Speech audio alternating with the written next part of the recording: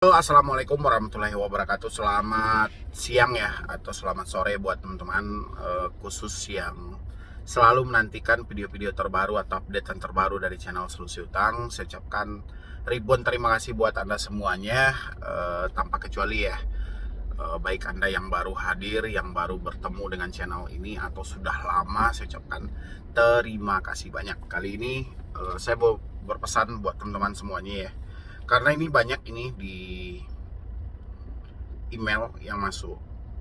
Ada yang umumnya terjebak saat ini di pinjol legal resmi di OJK, dan habis itu seperti biasa juga menyatakan ketidakmampuan dan ketidaksanggupan ya. Cuma di sini saya sampaikan buat teman-teman semuanya ya, dimanapun Anda berada, seluruh kota provinsi yang ada di Indonesia, saat ini Anda terjebak di pinjol legal ya. Mungkin di beberapa video saya selalu berpesan buat Anda, karena menjelang akhir tahun saya kan sudah sampaikan, memang banyak pola penagihan, cara-cara penagihan yang sudah tidak sesuai dengan SOP ya. Kalau Anda masuk dalam dunia itu dan Anda terpengaruh dengan pola penagihan yang seperti itu akan berakibat fatal ya. Jadi keluarkan diri Anda dari rasa takut yang ada. Gagal bayar pinjol nggak ada masalah. Di beberapa video saya sampaikan, karena pesan OJK tidak sampai ke masyarakat ya. OJK hanya melakukan himbauan melalui Instagram pribadi dari Otoritas Jasa Keuangan, dan habis itu melakukan himbauan melalui berita-berita yang ada di handphone ataupun di televisi. Memang tidak menyeluruh kita akan mendapatkan berita itu, dan sampai detik ini tidak ada edukasi khusus dari OJK mengingatkan masyarakat untuk jangan meminjam di pinjaman online ya. Yang ada hanyalah sebatas himbauan OJK hanya berharap orang-orang selalu meminjam di pinjol yang telah mereka keluarkan izinnya.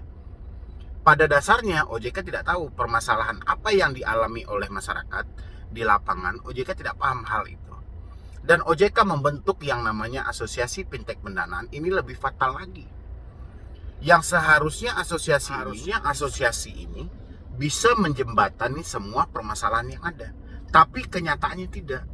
Begitu banyak kasus demi kasus, permasalahan demi permasalahan yang lahir dari pinjol yang dinaungi oleh Asosiasi Fintech Pendanaan Indonesia. Justru permasalahannya tidak pernah hilang ya. Permasalahannya seperti itu dan seperti itu saja. Makanya saya bilangin kemarin, kalau memang kita ingin menghapus pinjol yang ada di Indonesia, saya rasa cukup keterlaluan. Tapi kalau kita perbaiki saja beberapa hal yang selalu menjadi sumber permasalahan di dalam pinjol legal ini, itu pinjol akan bermanfaat bagi masyarakat. Pertama, segi penagihan ini diperbaiki. Tidak ada orang yang berhutang yang selalu on time, tepat waktu, sesuai tenor. Tidak selalu kita menemukan nasabah-nasabah yang seperti itu. Dan ini harus dipelajari lagi oleh para pelaku usaha jasa keuangan ini ya. Jangan hanya bisa mengandalkan debt collector, seakan-akan mengadu domba antara debt collector dengan para sedebetur yang telat bayar ini ya. Dan itu yang menjadi permasalahan. Habis itu dari penerapan bunga dan denda yang tidak masuk akal. Walaupun sudah diatur 0,4% per hari, itu sebenarnya 0,4% per hari itu kan sudah cukup besar. Tapi praktek di lapangan tidak seperti itu. Tidak seindah aturan yang kita baca, tidak seindah aturan yang diterbitkan ya. Justru bertolak belakang. Segi bunga mereka terapkan 0,4%, segi denda bisa mereka terapkan 5% per hari ya. Jadi ada ketimpang siuran dalam hal ini, dan ini tidak teratasi dari dulu, baik dari Otoritas Jasa Keuangan langsung maupun Asosiasi Fintech Pendanaan ya. Sehingga 2021 itu langsung diambil alih oleh Kemenkumham.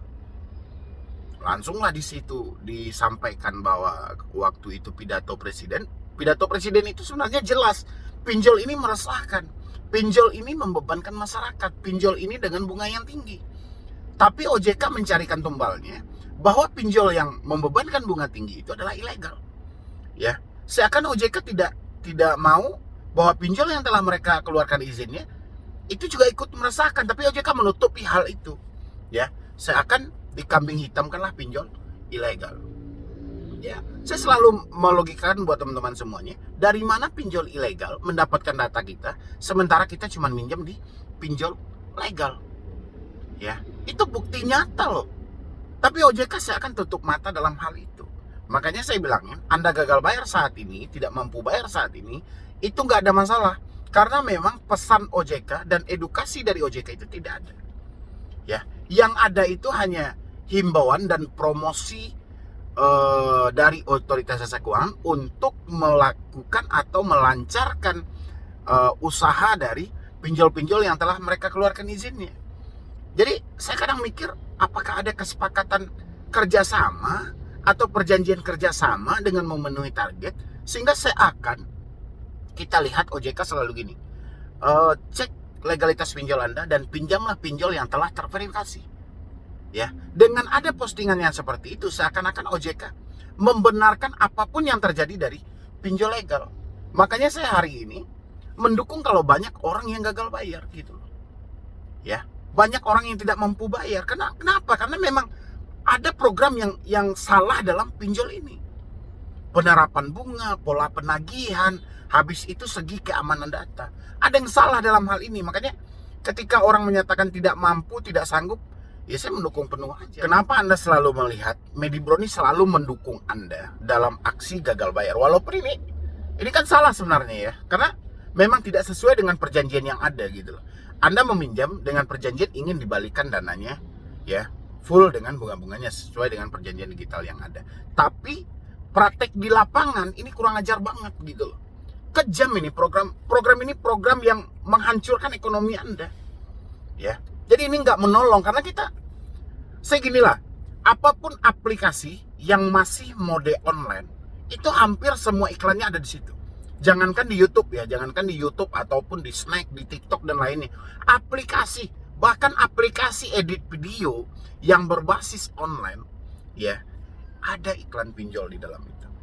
Jadi hampir semua sektor ini mereka isi, ya.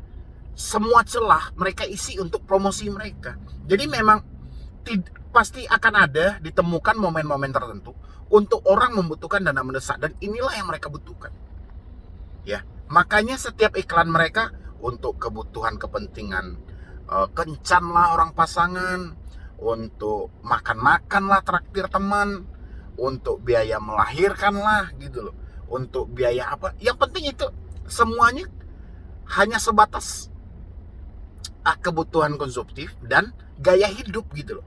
Tidak dipergunakan ke kebutuhan produktif. Kenapa? Karena kalau kebutuhan produktif udah jelas, Anda bermain langsung tumbang. Gitu loh. Jadi kalau kebutuhan konsumtif, mau habis pun dananya itu habis buat kebutuhan hidup Anda. Jadi Anda merasa yang nggak begitu terasa habisnya gitu loh. Ya, ini kepintaran program mereka. Jadi memang ini sengaja disetting sedemikian rupa, kayak mana ini bisa mendaya tarikan pemikiran Anda tadi. Ya. Jadi dengan sebanyak itu iklannya, pasti akan ada momen-momen tertentu, titik-titik tertentu untuk Anda masuk ke dunia itu. Pasti akan ada. Ya. Jadi kayak gitu loh. Jadi makanya kenapa Anda lihat Medibroni Solusi Hutang selalu mendukung Anda yang telat bayar dan gagal bayar. Walaupun itu salah gitu loh. Tapi memang ini kalau dibiarkan terus-terusan nggak akan ada solusi. Yang ada ini hanya menghancurkan ekonomi kelas bawah. Ya, makanya kalau memang sudah tidak mampu ya sudah, yang penting jangan ngutang lagi di tempat lain dengan inisiatif untuk menyelesaikan hal ini. Itu aja gitu loh. Dan habis itu yang nggak kalah penting ini ya buat teman-teman semuanya ya. Karena saya perhatikan di sini masih ada juga yang terjebak di pinjol ilegal, masih ada juga yang ketakutan didatangi ke rumah, masih ada juga yang bertanya soal resiko-resiko ini. Ya, ini harus Anda buang jauh-jauh. Ya, resikonya itu berapa banyak orang yang ada di YouTube yang memberikan edukasi tentang pinjol, mungkin mereka sudah menjelaskan, nggak ada risiko yang fatal.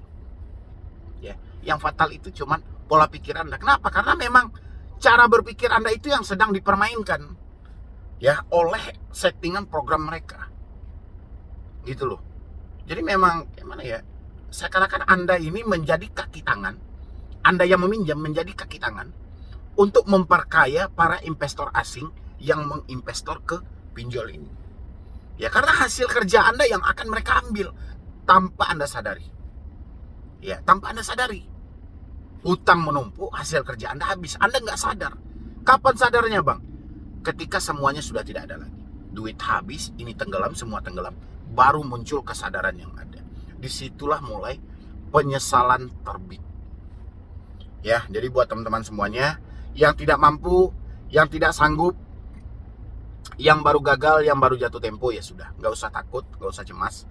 Semua sudah diprogramkan. Yang penting hari ini yang saya pengen sampai tahun depan, walaupun saya tahu pinjol tidak akan berakhir di tahun depan, justru akan makin parah.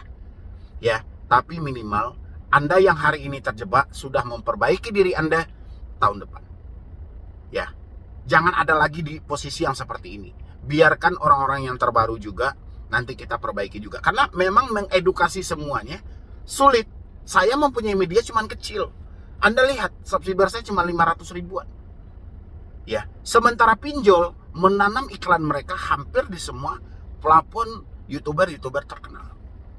Ya. Jadi untuk mengatasi ini sulit, mempersempit ruang geraknya sulit gitu loh. Jadi saya pengen mengedukasi, ya Anda yang sudah terjebak, ya kita mau apa lagi? Itu takdir Anda, yang penting robah pola hidup Anda untuk tahun depan. Ya, mungkin dari saya cuma itu aja dulu. Nanti akan ada video sekitaran jam 6:30, Anda boleh tonton sampai habis juga. Di situ saya jelaskan tentang gagal bayar dan pinjol yang pantas untuk dihapus, dan edukasi atau sampen-sampen dari OJK yang memang itu menjerumuskan diri. Ya, jadi sekian dulu dari saya, Mendy Brownie. Wassalam.